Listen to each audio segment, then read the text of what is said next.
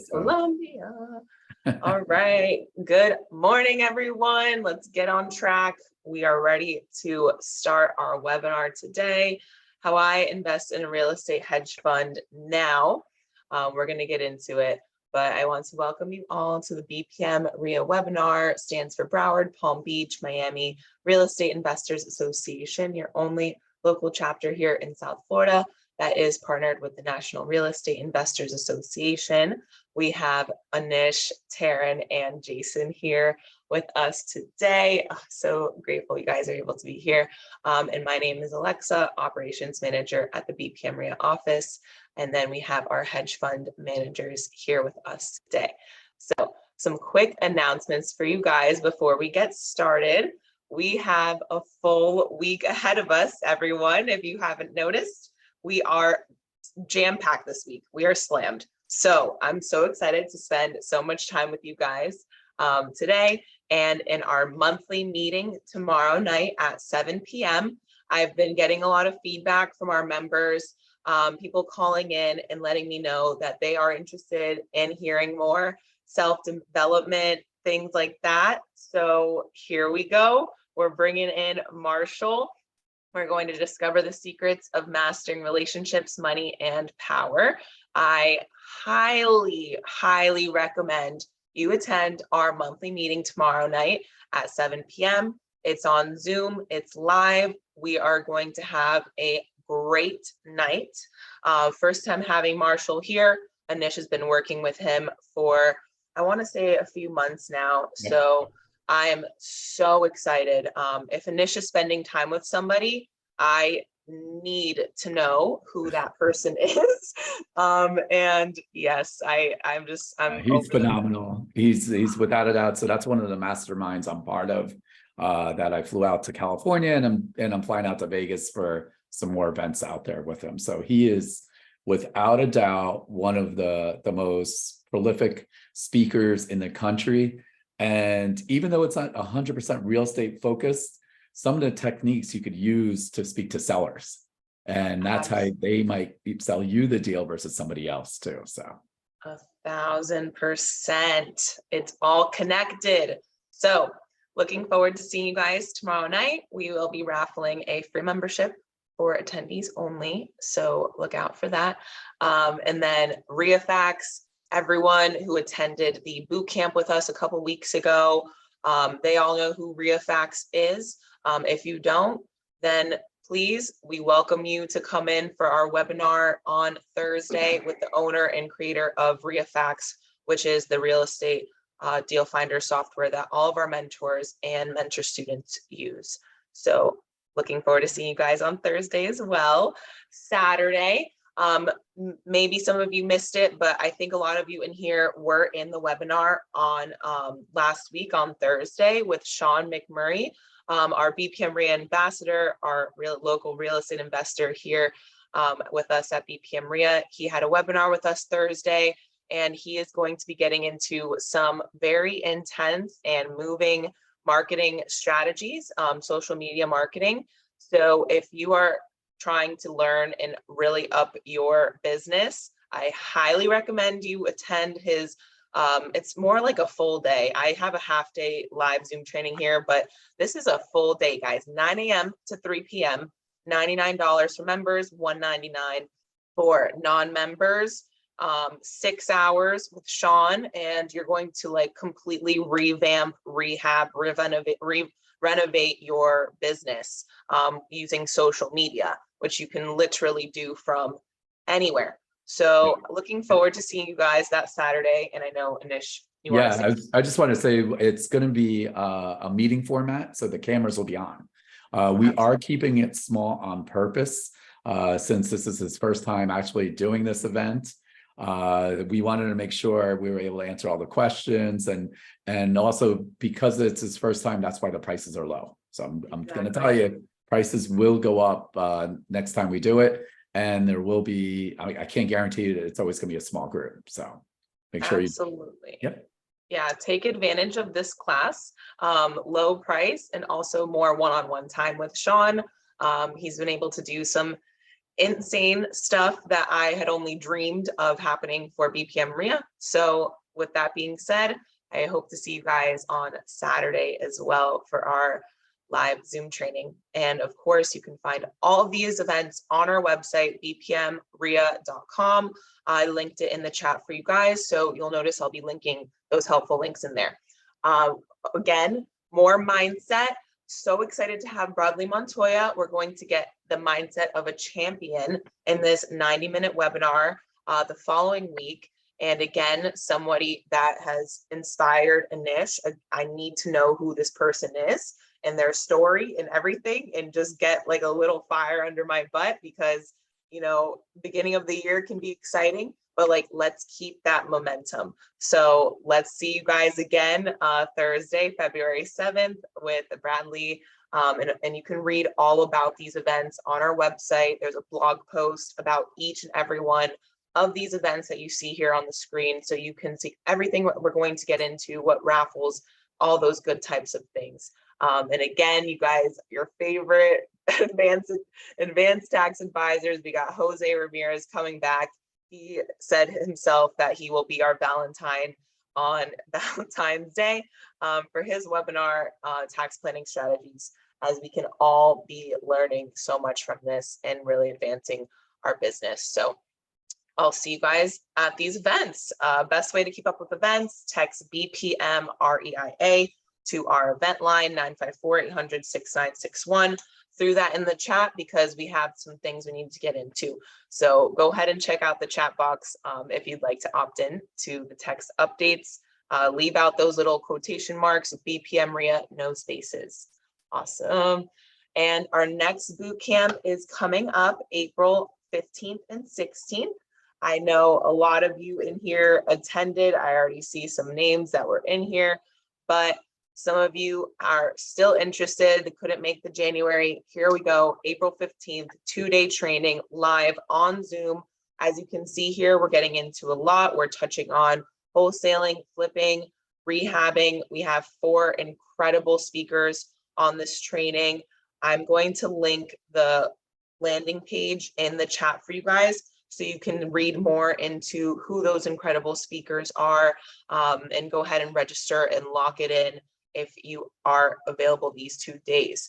It is 2 days, it's 2 full days. So you're going to be learning a lot, and we're really excited to have you guys in the boot camp on the next one. And thank you guys so much for responding to the poll, so I know who to follow up with and get more information about the Quick Start training.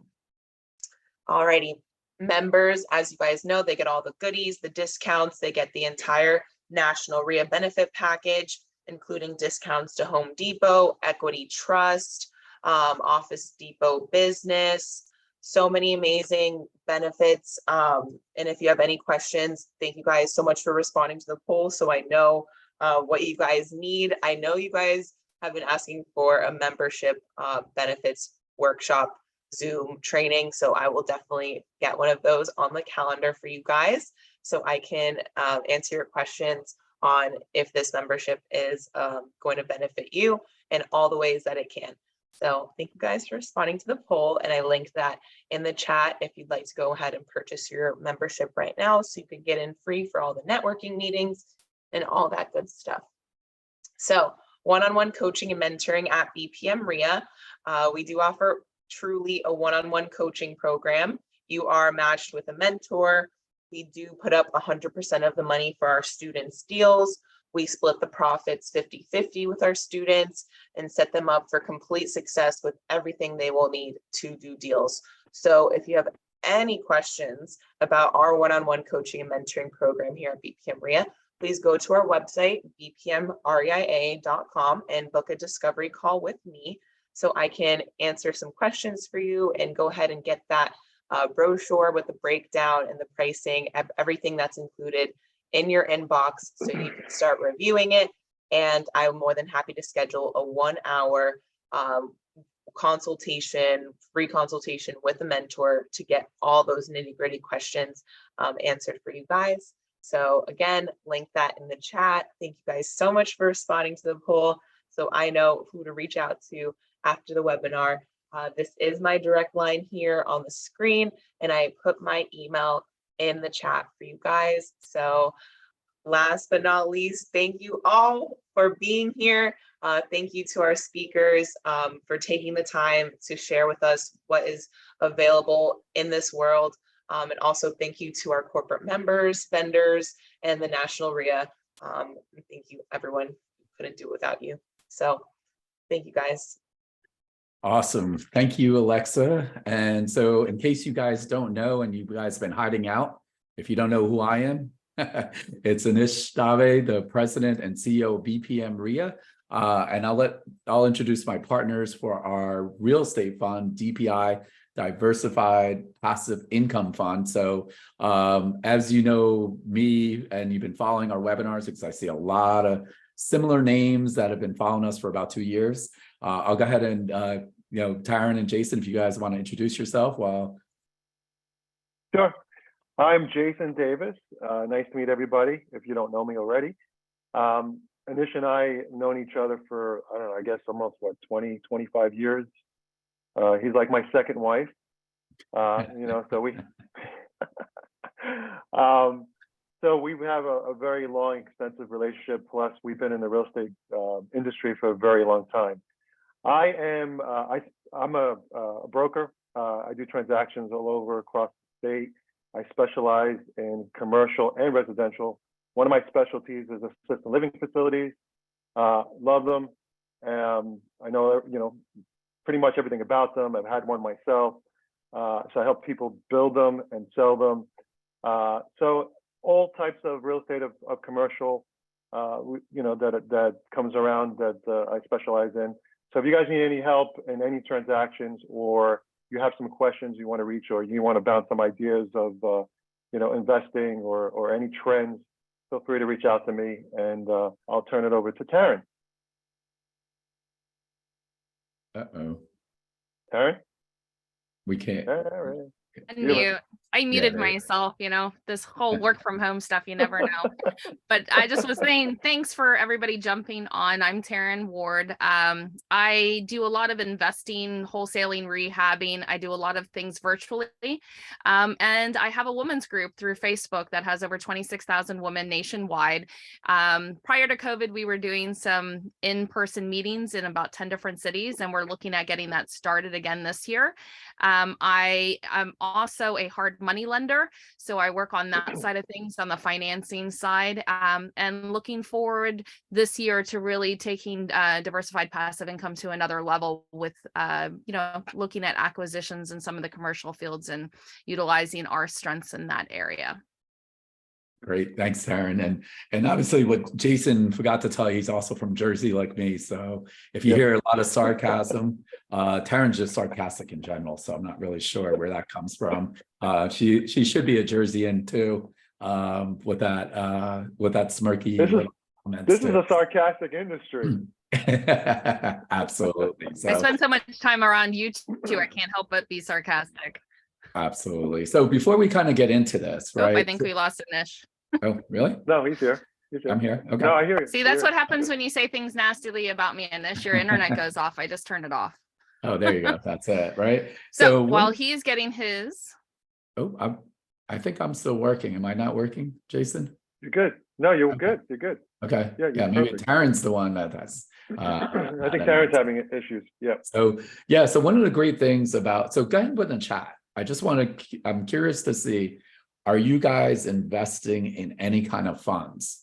And when I say funds, I'm talking about not your traditional, well, you could go ahead and put it in if you're in the stock market with your 401k, or maybe you just got some money in other stocks that you bought, or if you're actually the other, and we'll kind of go into all the different types of investments out there. So go ahead and put in the chat what you're investing, or if you're investing.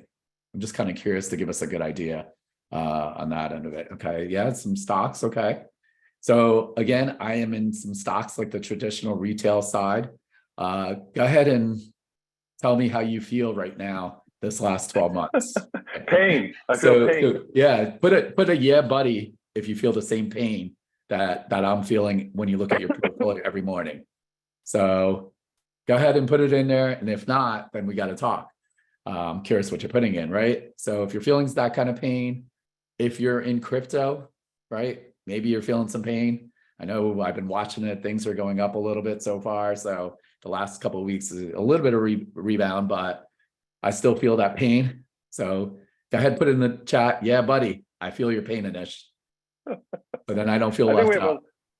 I think we have a long way to go for the rebound to get money out, you know, so. Yeah, okay, Eldon, yeah, Jaron, okay, thanks. I feel better because otherwise I feel like the only person that's going through it. Obviously, you know, I'm just going to talk about what I'm invested in, right? We're very transparent as a company, or myself. I invest in real estate.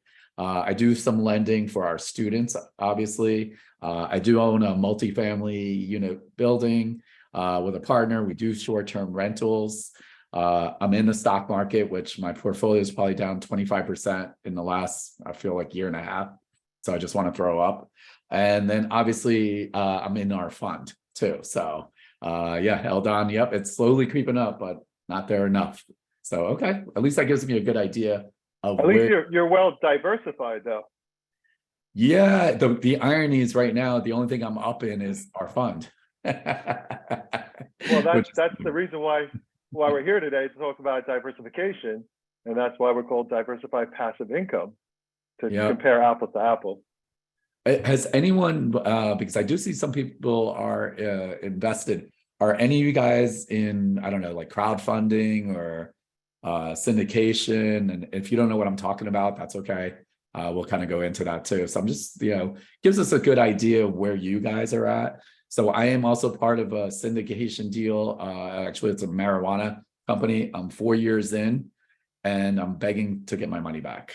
Let's put it that way. So I'm in it for 10 years. And if everything works out, I hope to break even. That's the reality of where I'm at personally. So is anyone else, you know, Jaron, you've been looking okay on it? Yep. Eldon, yeah. IUL. Yep. Yep. We're doing the insurance stuff too. Absolutely. So the benefits of investing in a hedge fund, right, during a high inflation and economic downturn, right? That's what we're going to talk about today. So I do have to give you our disclaimer, right? Take a picture. Obviously, we are SEC approved, and we'll kind of talk about that. There is no guarantee on when you invest in any funds, unless you're FDIC and your money's at a bank account less than 250,000.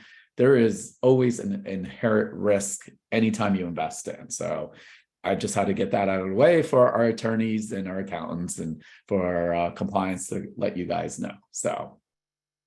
But the good thing is what we're going to talk about today is the low risk and secured investing, especially in DPI.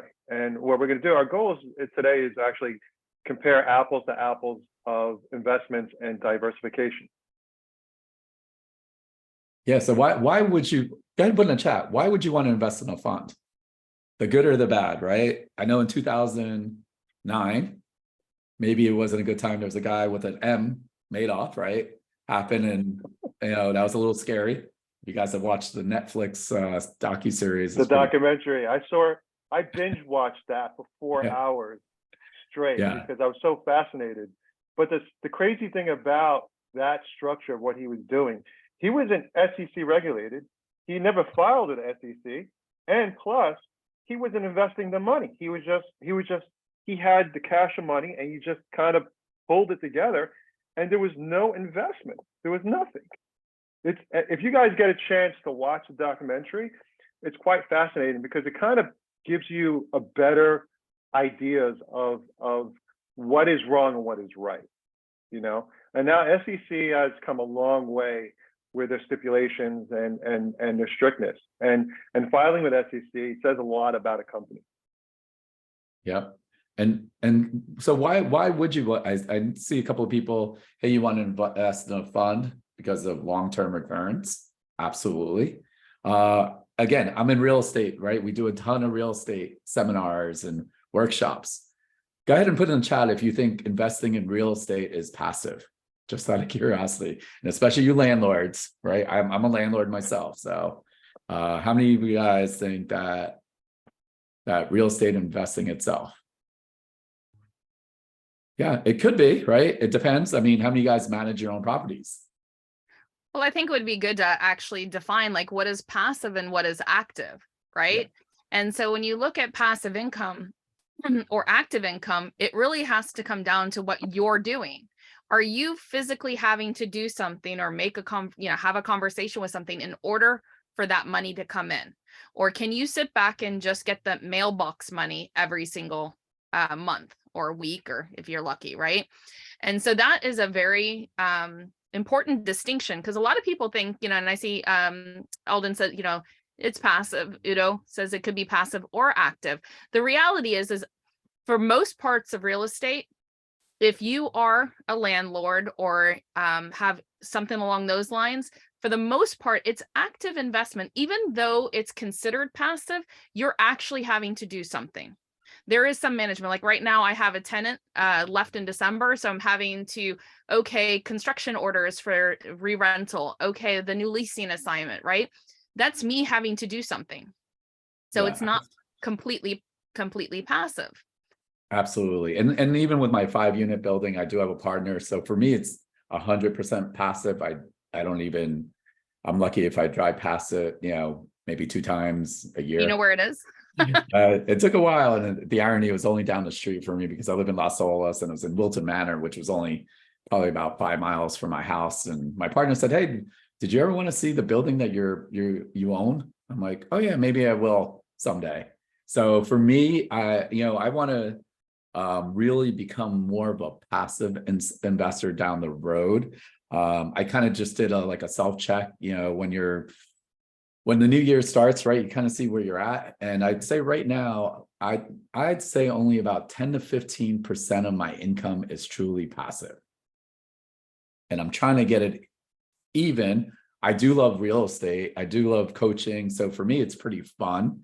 But if I do have to wake up in the morning and do something to earn income. My goal is to change those numbers around where it's, maybe 25% active just because I like doing it and 75% passive.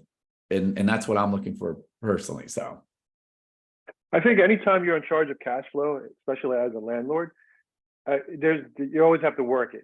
You're managing your properties. And there's always something going to come up, or you have to deal with a tenant or repair something. So that's not passive. And the goal of success for retirement is passive income, which means set it and forget it. I know exactly what I'm getting at the end of the year.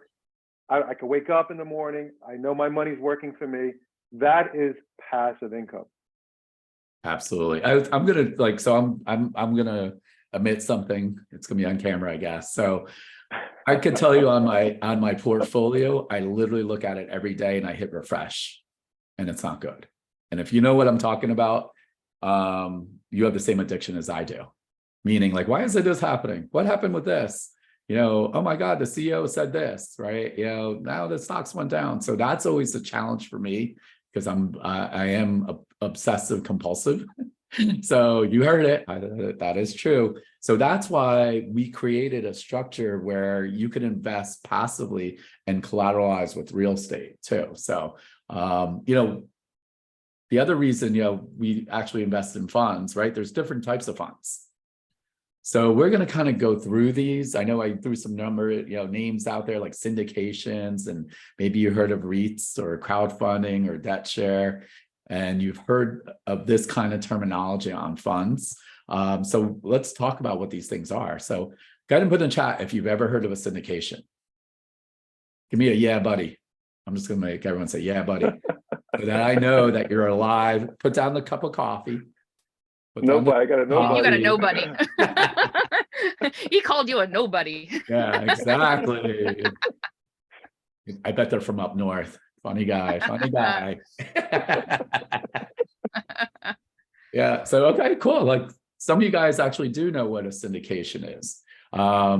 Go ahead. You guys want to, Taryn, you want to talk? I'll jump into syndications. I actually, I looked at syndications a lot before we started the fund. And it was one of my favorite kind of structures to do bigger deals. And the thing with syndications, all right, so what is a syndication? A syndication is where they have somebody that finds the deal, right? And they're going to manage the deal, and other investors bring their money into the deal, and they can be an equity partner in the deal. They can get a preferred interest on the deal. It can be structured a lot of different ways, but generally speaking, in most syndications, the investors don't have a say in how the projects run, right? They're just lending their money in, and it's for a specific amount of time. And the person who would be acquiring the deal, so let's say like I was going out and I found a unit and I was like, look, this is what I think that the pro forma will be, so what it will do in the future, and I'm looking for $300,000 to come in, and I'll give you, 6% on your money and a 10% equity share, something like that, right? And those numbers can vary deal by deal. The issue that I found with syndications, right, as an investor looking to acquire properties, was two ways. One, either I would go and find the property, and now I had a due diligence period of 30 to 45 days where now I had to go find the money from investors, right, and hope that they had it free. Or I would have the money from the investors and I'd be like, hey, Anish, do you want to invest with me? He was like, yeah, I'll invest with you. I've got, 200,000 to go into the deal. I go out and find the deal. And then I go, hey, Anish, I got the great deal for you. I'm ready for your 200,000. He's like, well, sorry, I just went and invested in this other thing. So that was a big issue with syndication, is making sure that the money was there, because if I had found the deal first, it was a lot of stress. And if I found the money first, I wasn't sure it was going to be there when I found the deal. And the second thing is that with syndications, they're generally at least 5 years long, right? Because they're going in, they're purchasing a property that has some sort of value add. It's not normally a turnkey rental, because a value add will give you your higher returns, right? So it takes you a year or two to stabilize the asset, and then you're going to reap for 3 years. And at that 5-year mark, they're either going to refinance you and get you your money out, and they'll keep the deal, or they're going to sell the deal at 5 years, right? So the issue with that is, now let's say I've got money and I'm coming into a syndication.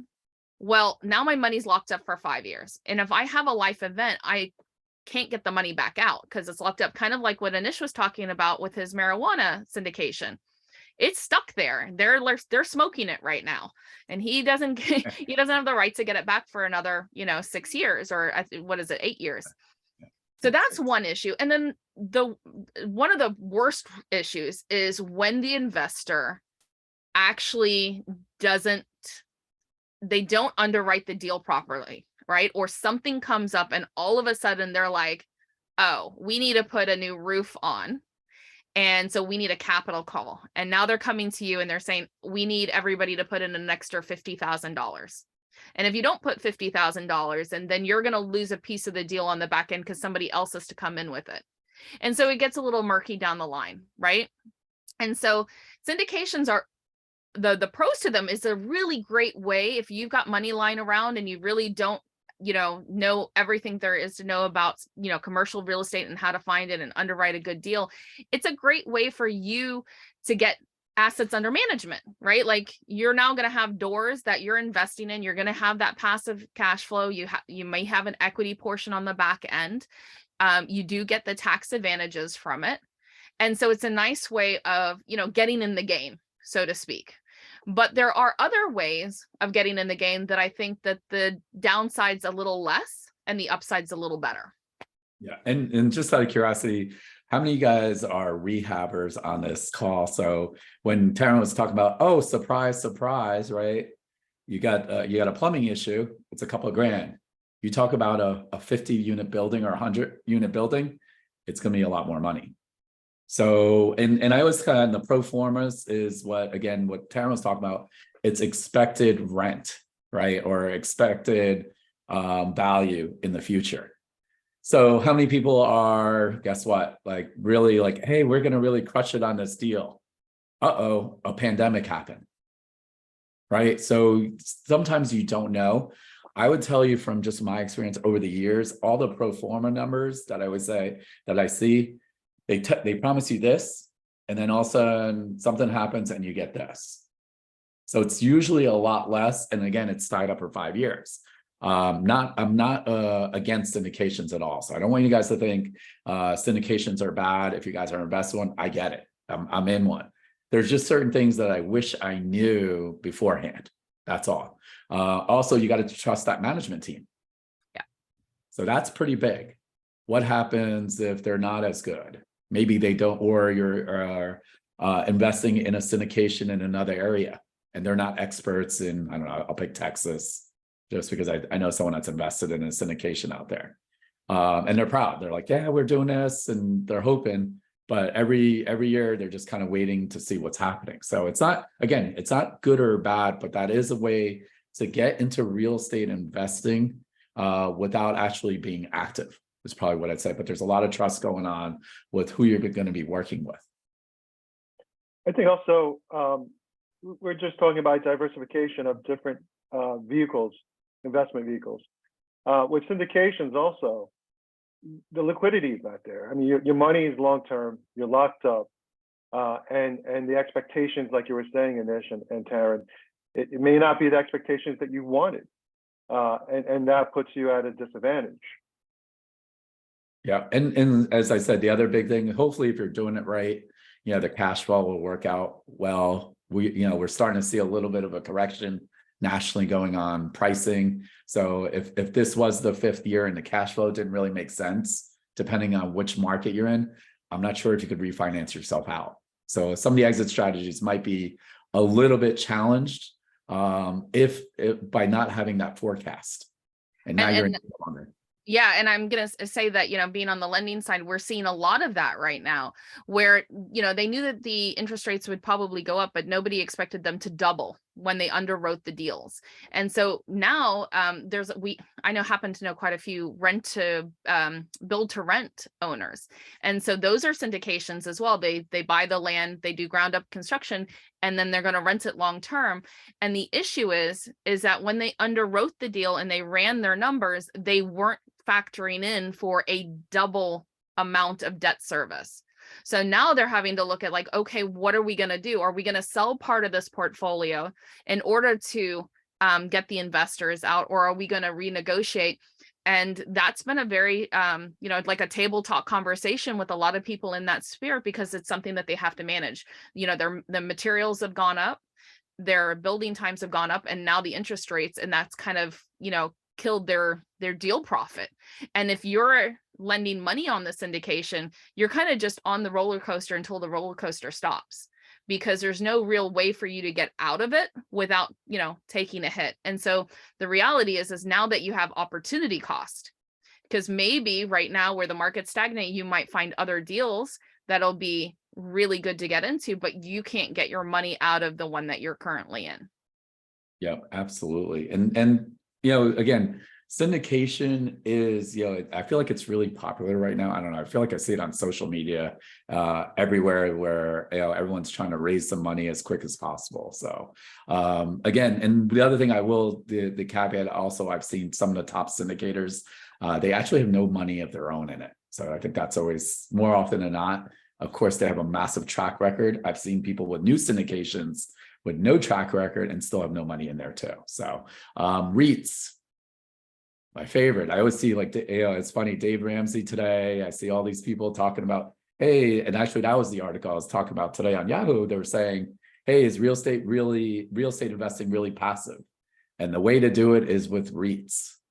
So one of the things with REITs is same thing. It's usually publicly traded, where you could actually buy a certain amount of shares at right now, and you're basically leveraging, the company buying multiple commercial properties, generally speaking, or I guess it could be single family houses too, but investments, and you have a small share in the whole portfolio. So it might be, I don't know, $200 million, $400 million REIT, but you might have $5,000 worth. And depending on the price of the share, you can relatively get in for a minimal amount. We didn't talk about on the syndication. What I've also seen, the minimal amounts on syndication that I personally seen has been 25,000. Is generally speaking, the more complex syndications, sometimes to get in, it's about 250 in there too. So with REITs, again, you're investing in real estate without actually doing anything. So they've become really popular. As I said, I know Dave Ramsey, if you guys don't know who Dave Ramsey, financial planner, I know he was pushing that today, actually, in one of his articles. Well, you know, the Also- issue that I have, sorry, Jason, the issue I have with REITs, right? It is you're buying a stock in a trust, right? That is real estate back. But like during COVID, what was happening is people made a run on their money where they were trying to sell shares. They were trying to get their money back out because they weren't too sure what was going to happen in the market. And so REITs tend to manage that share control so that they can stop people from bringing out their money or taking a loss, so that they don't run into problems where they don't have the liquidity, which is a lot of these, you know, like syndication REITs, even our own fund, right?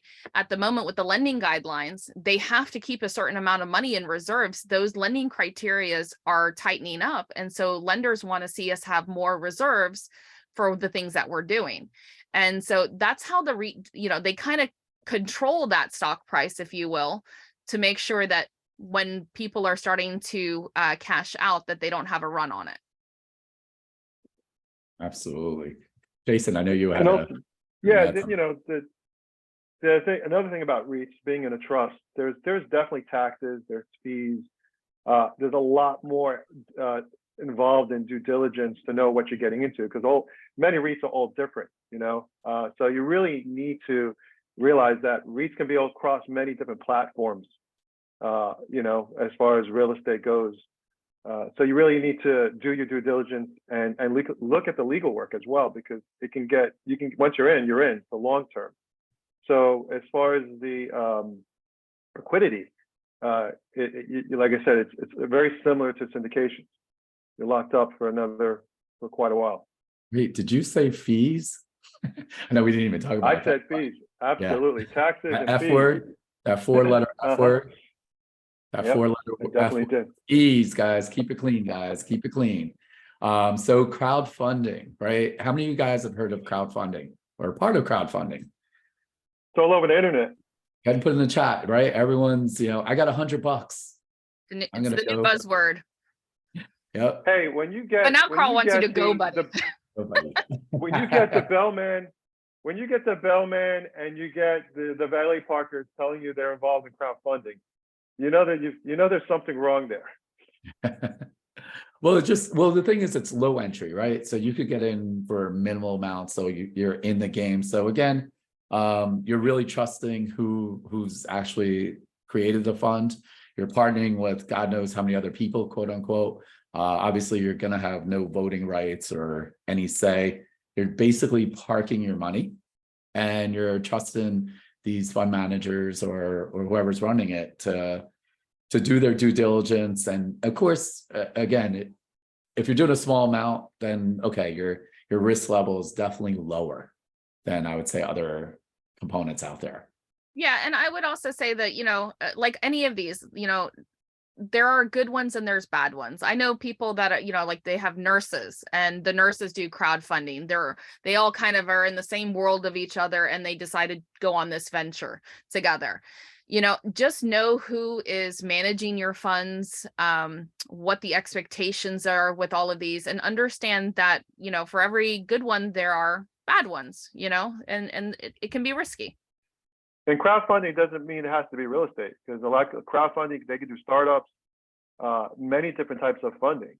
But crowdfunding also has a lot, they'll let you in at entry levels, and they never tell you about the fees in the beginning once you get in there. Because once you get in there, if you read the fine print, tons of fees in crowdfunding.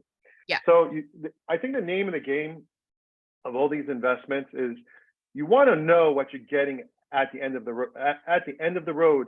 What is your net profits? What am I making on my money at the end? And that's always been the big question when you're making investments, you know. And going back to the stock market, you know, you're comparing apples to apples. You're investing in an algorithm. I mean, think about that. You know, you have no idea if it's going up or down. I mean, it's so volatile. So I feel crowdfunding is also volatile as well, because you really don't have the proper information that you need to make that evaluation if this is a good investment for my money. Yeah, you just don't want to jump on the bandwagon just because everyone else is doing it. I'm gonna admit I've done that in the past. It usually didn't work out very well. I feel like Jason, are you a crowdfund survivor or something? Those little fees and stuff, I feel like he's like that kind of hit hard. When I see something streamlined on the internet, it makes me wonder, what's going on here? Everybody's pushing something here. Everybody's trying to get it in at this level again, but nobody's looking at, okay, what's the end result? What's the fine print here where we're missing? Let's really do more due diligence and figure out what is the piece of the puzzle they're not telling you.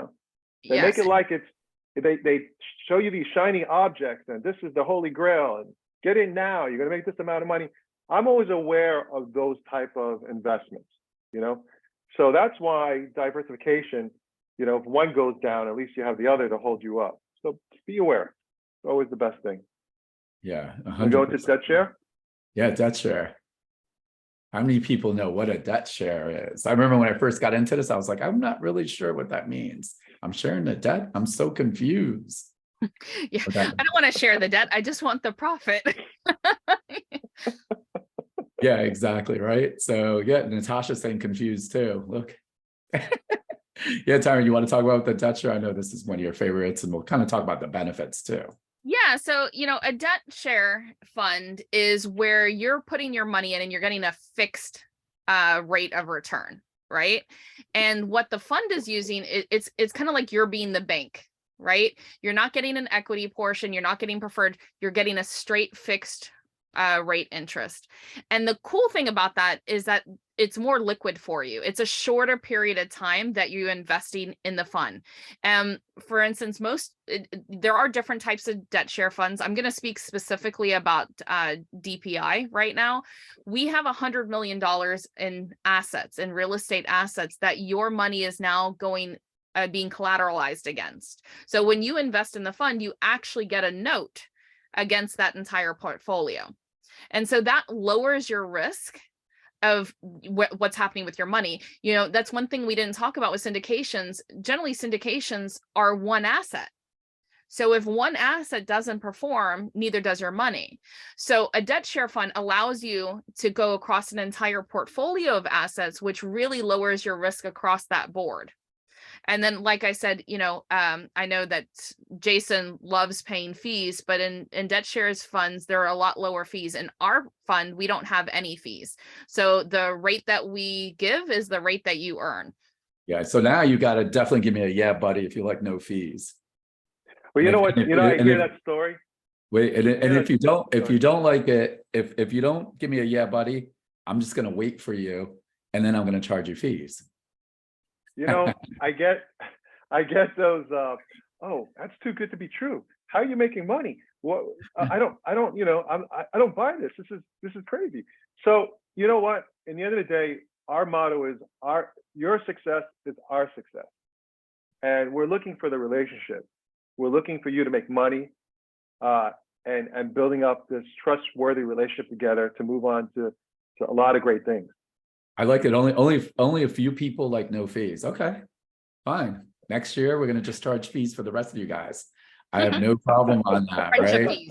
Yeah, fees. I know you guys have been programmed to have fees, so that's fine. I mean, I want to get a new car. I would say, the impact, I don't think a lot of people really understand the impact of what fees does to your return over the life. Like if you look at a stock account and they're like, oh, well, I made 15% in my stock account.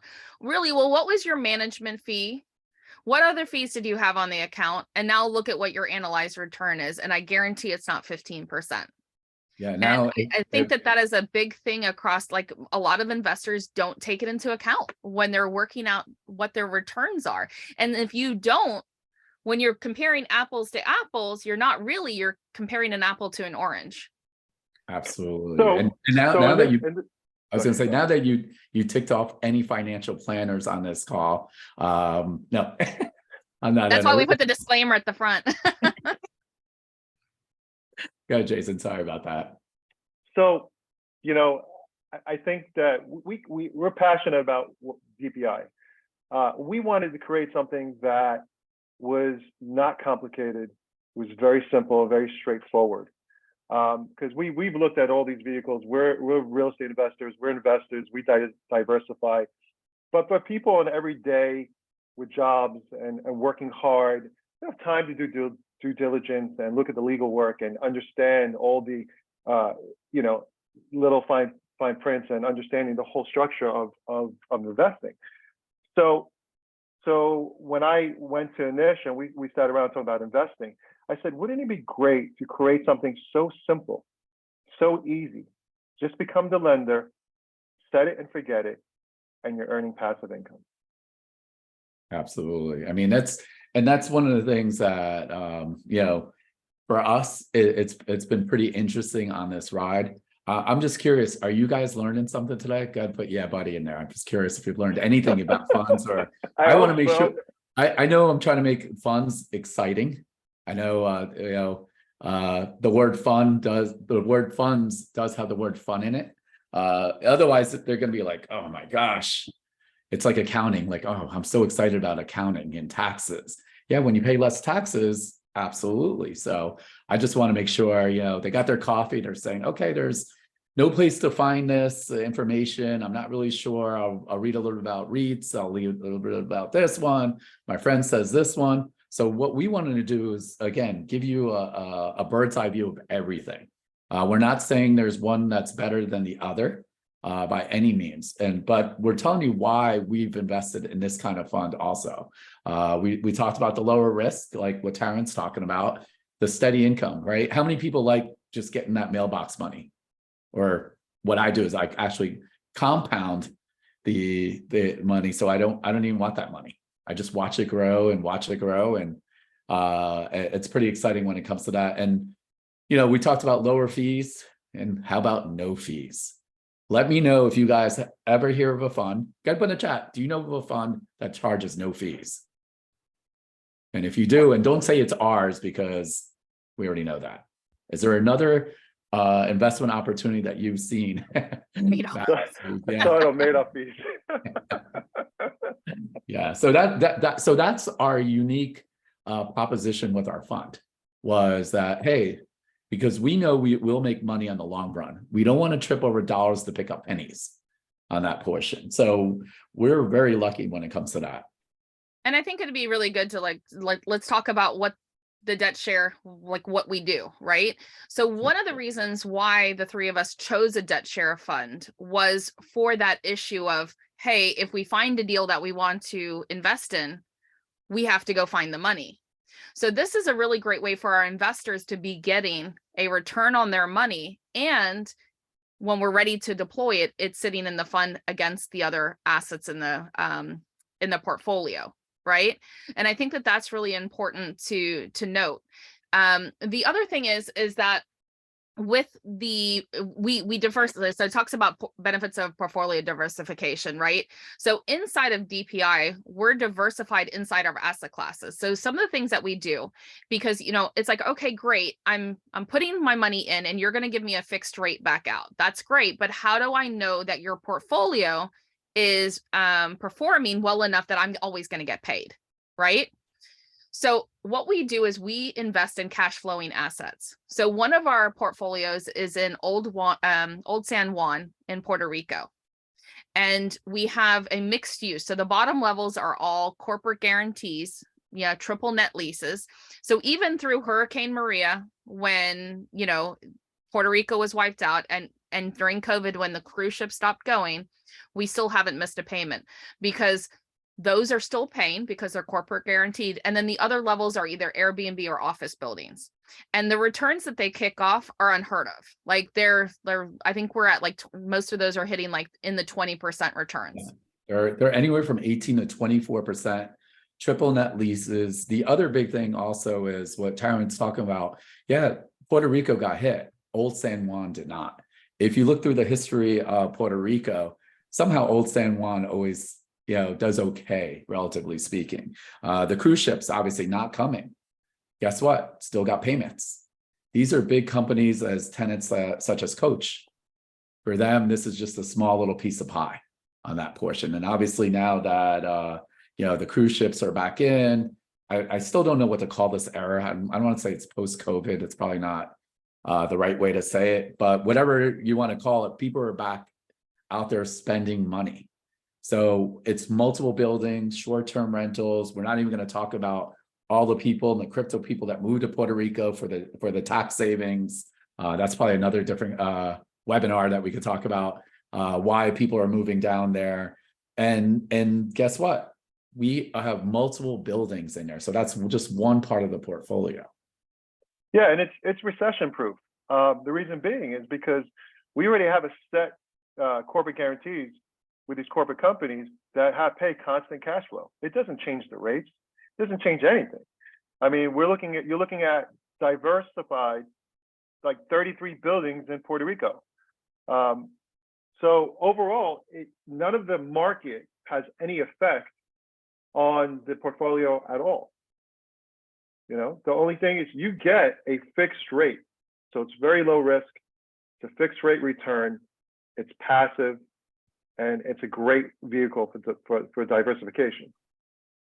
Yeah, and then the second part, right? So that's one set of where the fund is. That's number one. Number two is we're doing, high-end rehabs in the San Francisco area. So we're picking specific neighborhoods that have a massive track record. So how many people would actually pay retail price and think they could make money on a flip? Put in the chat, my favorite rehabbers. Nish, that's impossible. How can you do that? What's wrong with you? Don't you always talk about getting a discount? Right? Go ahead and put in the chat. So what we do, right, with our fund, our partner in our fund, is we actually add living space to these houses. So these are multi-million-dollar homes. We could buy them retail because we're adding square footage. So on average, we're adding about anywhere from 1,500 to 2,000 square feet. It's costing us, even with the supply chains, all that other good stuff that's been happening in these last couple of years, it's costing us about $400 to $600 per square foot to build. Guess what we're getting on the outlay? We're getting almost 2,000 square feet. I mean, $2,000 per square foot on some of these areas. Even with the adjustments, it's about 1,500 to 2,000. The projects are only taking 18 to 24 months. And these are high-end areas where with Silicon Valley, of course, they have kids, right? They want to go to good schools. So there's specific areas with a massive track record. So as we're flipping these multi-million-dollar homes, there's always money coming back in to the fund.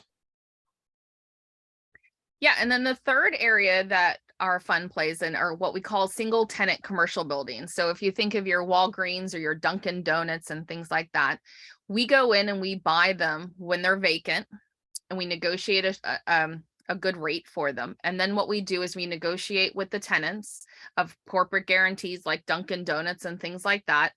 And we put the tenant in and we stabilize it. And so we'll hold that asset for 2 to 5 years. But we're really force appreciating. We might buy it at a 10 multiplier, a 10 cap. And because we're putting the corporate guarantee in, it now becomes a 16 cap. So we're almost just under doubling our money for that particular asset. And again, it's corporate guarantees. So it's causing that cash flow, and then we're rolling out of it in a few years. Absolutely. And so, our mantra is that investing shouldn't be so risky and complex. You're not going to learn everything, right? That's why you have experts. It's the same thing people tell me in real estate. Oh, I want to be a real estate, investor. Okay, well, what do you want to invest in?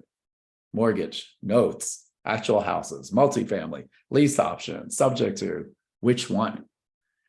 And even though I've been doing this for, real estate investing for 20 plus years, I am not 100% expert on all those. I've done a lot of those things and I've gotten better, but imagine how long it took me to get to that point. So now try to figure out, I know how many of you guys are, financial people, right? Do you want to read a bunch of financials? So I kind of joke about it too, is on the regular retail stock market, right? I'm not looking at their quarterly financials, and I have a finance background. So I'm not going to be there like, oh yeah, maybe I'll invest in this if I do all this research. So that's one of the questions. Sorry. Yep.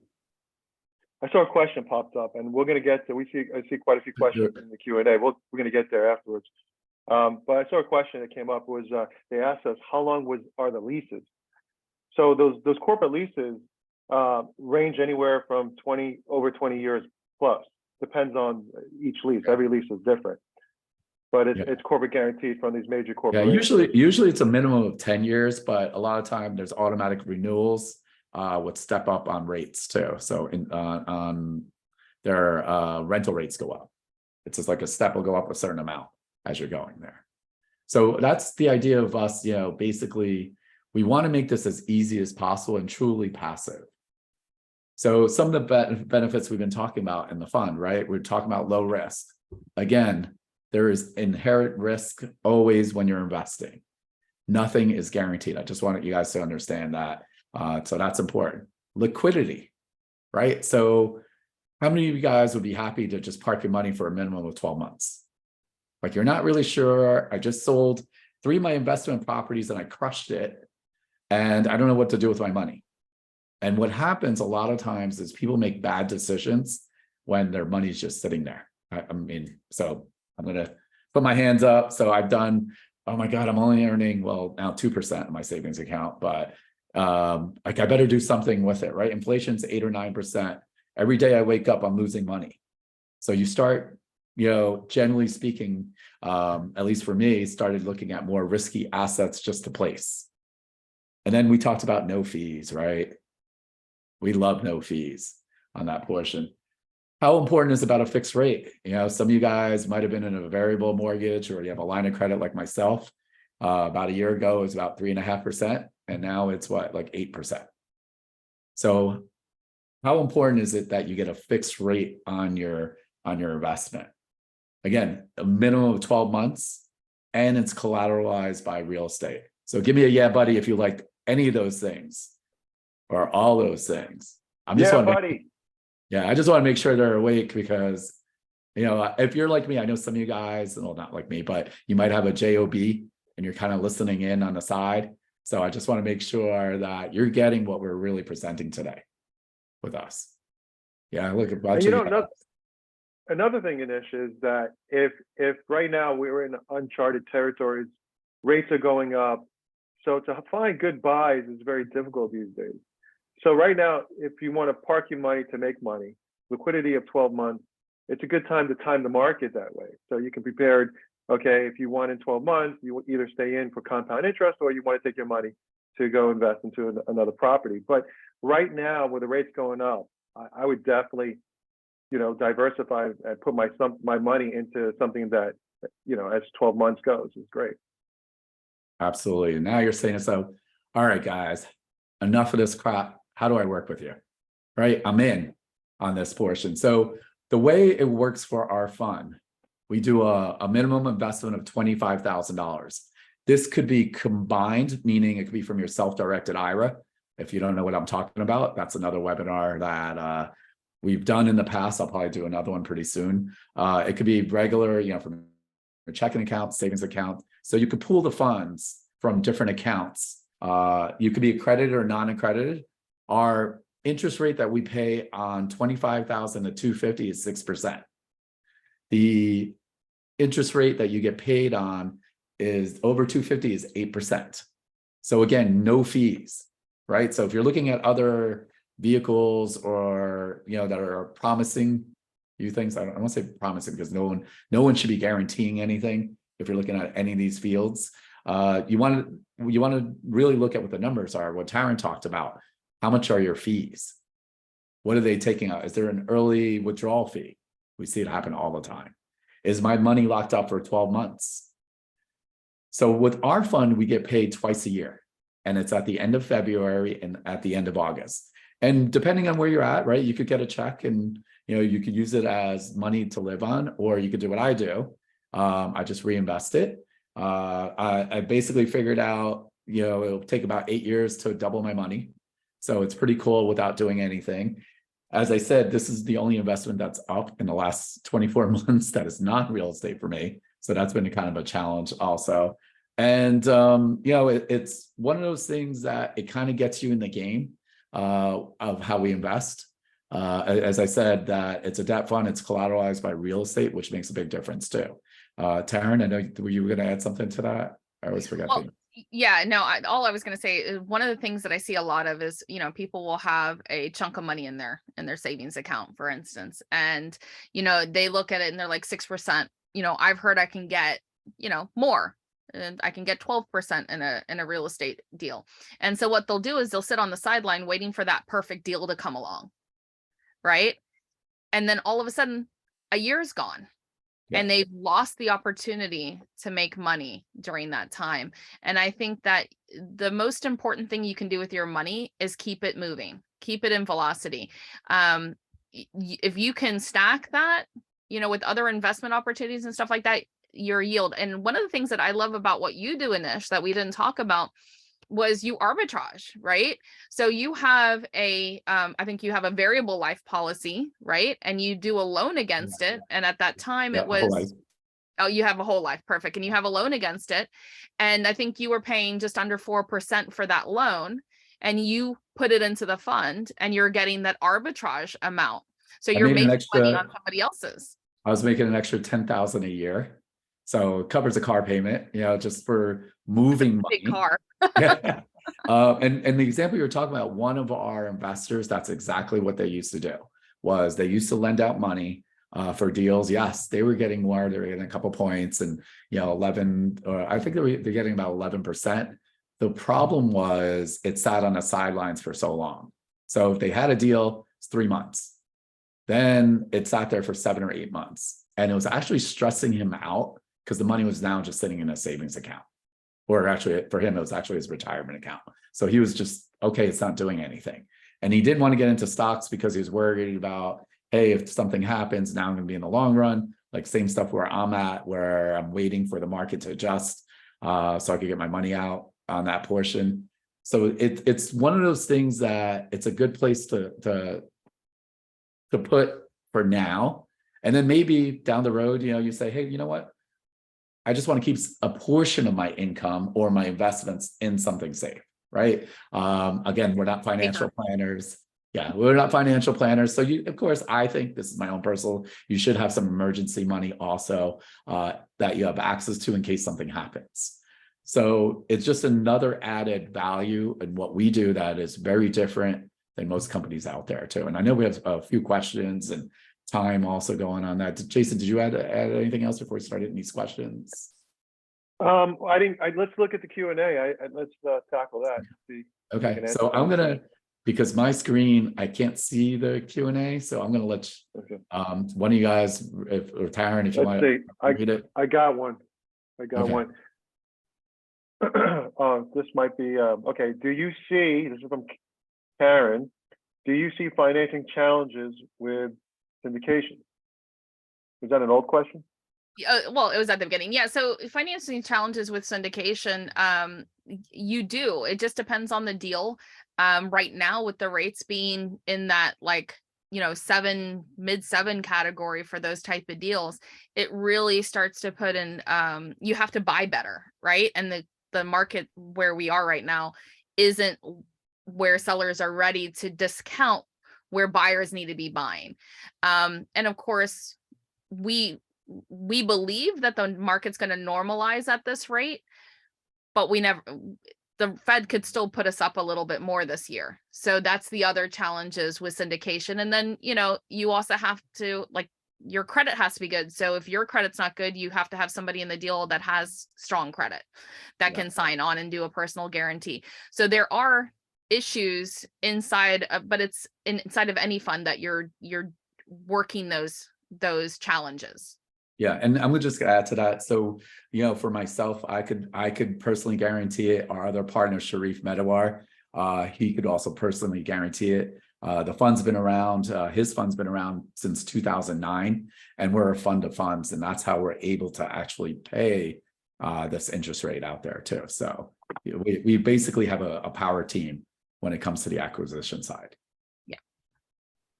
So there was another question that says, what will the cash out amount be if you invest 25,000? So 25,000 times 6%, 1,500. You get well, the question is are you taking it out after a year, right?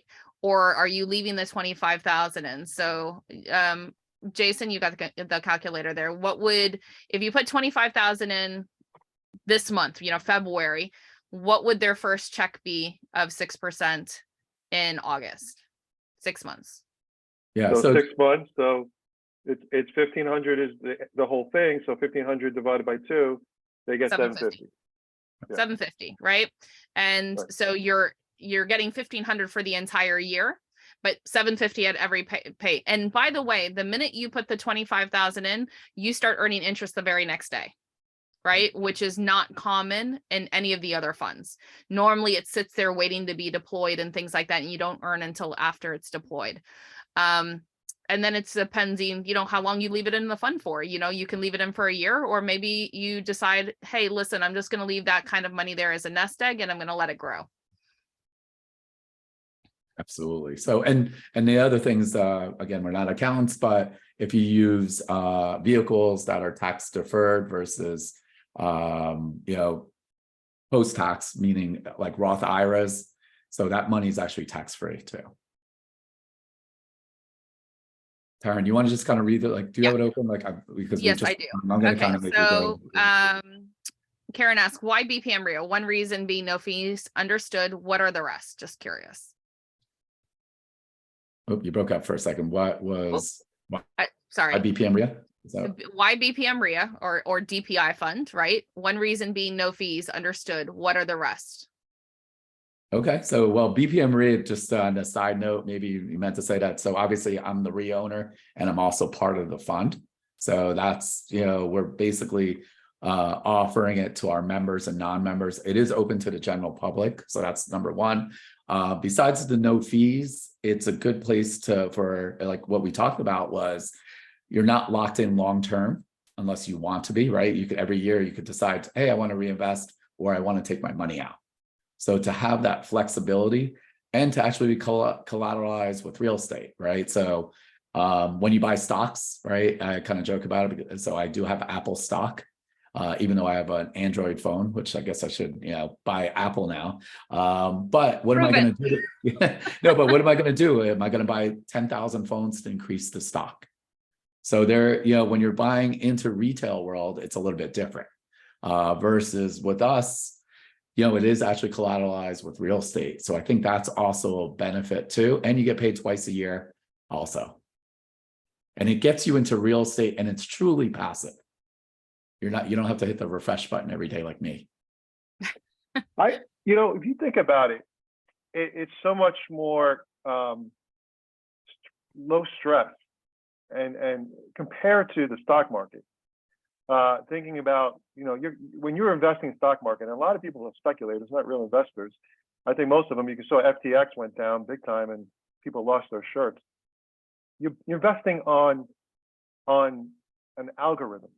You're investing on chances. You're investing on something that could be, possibly, maybe. It's algorithm, it goes up and down. This is fixed real estate. This is real estate. These are cross-collateralized buildings. Jason, I'm going to kind of, just because of time, we got to run through these questions. Sure. We're going to kind of spitfire. And so what I'm going to tell you is that our information's on the slide.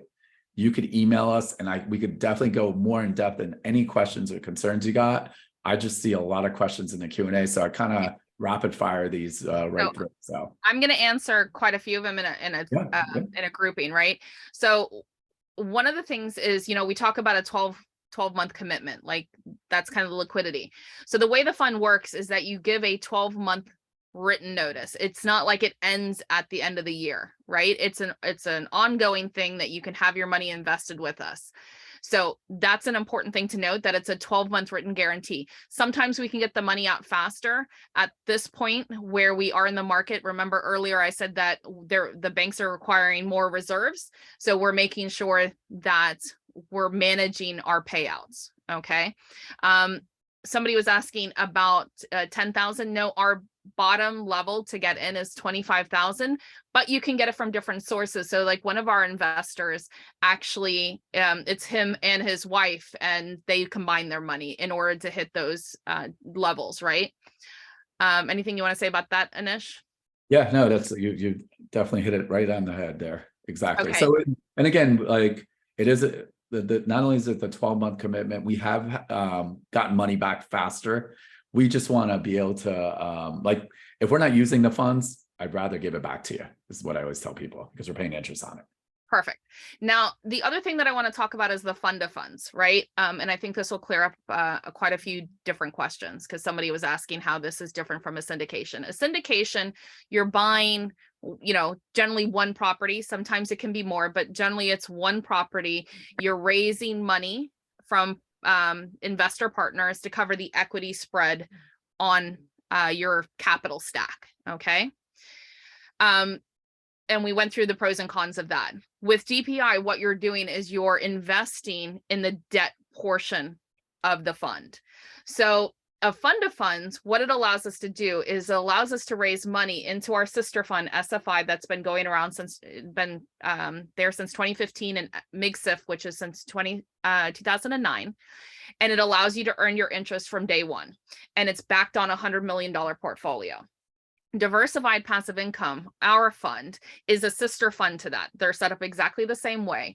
And what it's going to allow us to do is, in the future, as we acquire properties inside of DPI, we're going to be going back to our investors that are earning money in SFI and MIGSIF and say, hey, listen, you're making your 6%, you're making your 8% right now.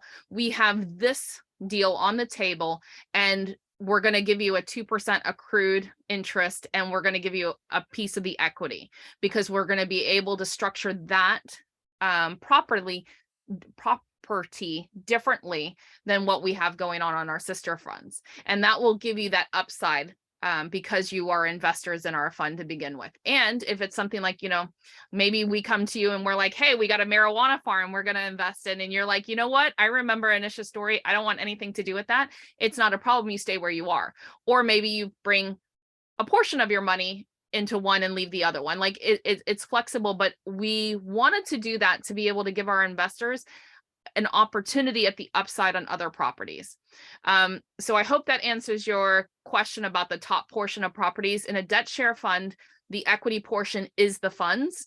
When we rent, when we sell, everything goes back into the fund to give us more capital to do other things. Yeah. And obviously, if we go into a property, it's no longer going to be 12 months, just so you know, like we're going to go, it's going to be a few years when you're at that point. So. Yeah. And it was asked whether where it's a drip, where it's compounding. So it's not a drip as such. You can reinvest your payments. So like in February, at the end of this month, Eldon and some of the others that are investing will be getting a payment at the end of the month. They can choose to have it reinvested back in the fund. And that's how that starts to compound. That's what Anish is doing with his. Yep. Absolutely. Or you could have a check if some people are using it as real income to subsidize their retirement as payments, the same way you would as a landlord. They're using that money. So that's up to you. You just got to let us know. Perfect. Karen asks, do we have some sort of visibility on where the money is being invested? I'm going to let you answer that while I look at what other questions we have. Okay. Yeah. So as we mentioned, we could show you the portfolio where SFI fund.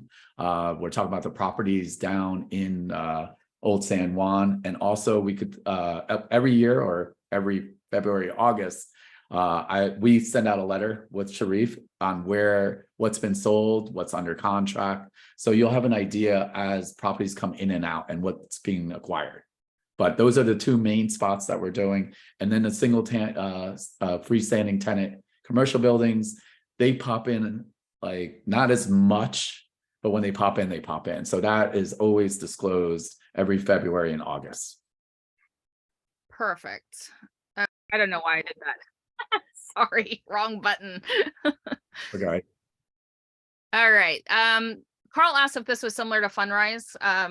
I'm not familiar with Fundrise. I don't know if either of you are. Yeah, Fundrise is like crowdfunding.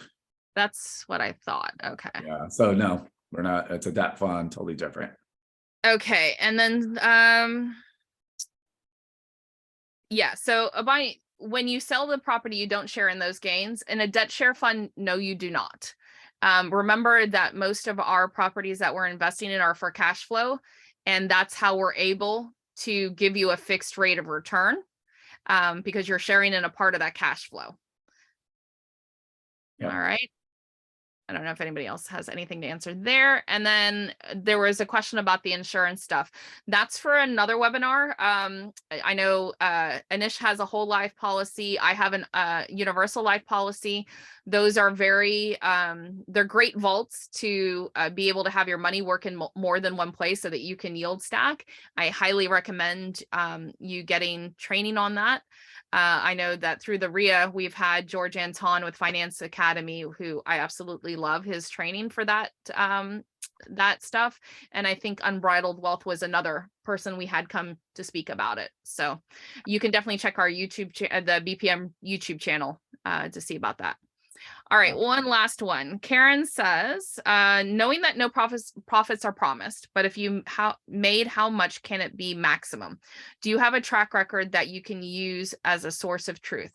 So I'll let Anish answer this. However, I will say that when you get verified with the or approved through the SEC, there's a couple of different designations that you can have. So some of them you can have non-accredited investors, some you can advertise, which is what we can do because we're a 506C. And there's also one that's called a Regulation A.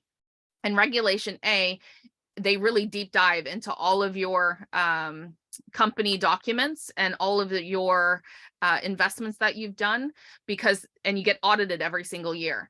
So with SFI, we actually started that process. And so you can actually go and check on the link kind of thing, where it stipulates all the properties that we had when that was done and what the investments were and things. And then we decided the issue with Regulation A and the reason why we didn't move forward with it is that there's a lot of fees for the fund to have that happen, because you have to hire somebody to do the audit every single year and send that in. So we decided to stay with the 506C and the 506B.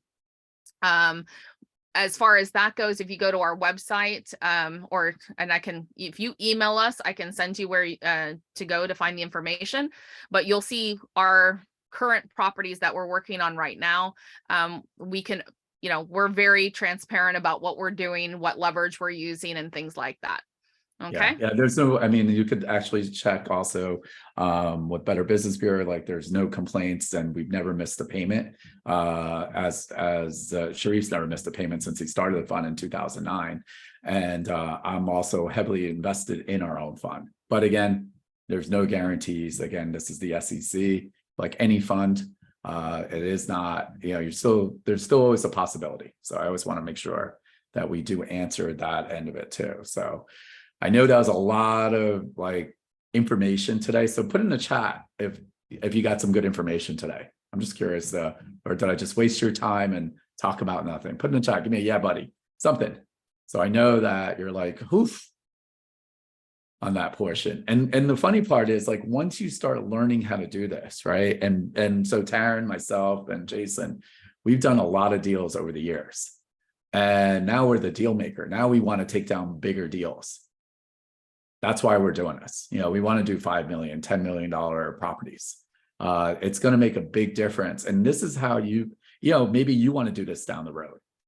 And one of the things is you could say, hey, look, I invested one. I get this. This is what's happening. This is not a get rich quick thing, right? So what I want everyone to know, right? I saw some comments that were sent to me. Hey, it's not that much money. Yes or no, right? The idea is this is supposed to be something, this might not be your ultimate money maker at all. It's just a place that you're kind of parking some money or investing that you're not worried about as much. How about that? That's probably the easiest way. Are you going to be rich on it? I know it's not one of those meme stocks, right? It's not like getting into Bitcoin, some crypto, and you're going to hit the jackpot. You might as well pay the lotto, play the Powerball, and good luck. We're just trying to hedge risk. As I get older, my risk tolerance has gone down, right? Meaning I don't mind risking on certain things, but I still like to have that monthly payment. So I'm at the point right now that I make enough money on the interest payments on the fund that it covers my monthly expenses and I don't have to worry about that. So that's a pretty good feeling where I'm at. And it's cool, just as I said, watching it grow, every 6 months, and I'm like, oh, another check, nice. And comparing it these last 2 years, obviously with the stock market where I was, which obviously you could tell I'm pretty bitter, is an understatement, but it's just one of those things that again, we're just offering this opportunity to be in something a little bit different that no one else is offering. That's probably what I would say. Awesome. Yeah. Did Okay. I think that if anybody wants to schedule a discovery call, we can you can either schedule with me, Anish, or Taryn, and we can go more in depth of your questions and see if this is the right fit for you. Absolutely. Absolutely. So I mean, I like all the yeah buddies. At least some of you guys are listening on that portion. It's good to see that end of it. So I know that we Alexa, I think we promised someone winning something today, didn't we? Maybe. I'm not sure. No, we didn't. Okay. So I Sorry. lied to you. Tomorrow. So tomorrow, okay, I promise tomorrow you'll win something by coming to our event with Marshall Silver. So again, it's at 7 p.m. He is a phenomenal speaker. You're going to absolutely love what he's going to talk about. Again, Saturday, if you want to join Sean's workshop, he is incredible. Again, if you're not doing anything on social media for your properties as a real estate investor, then you're missing out. There's a lot of buyers out there. And actually, he did a really fun video on Taryn's property that she's selling as a rehab that's kind of starting to go viral a little bit. So it's been pretty cool. That's coming up too. So any last words, guys? Jason, Taryn?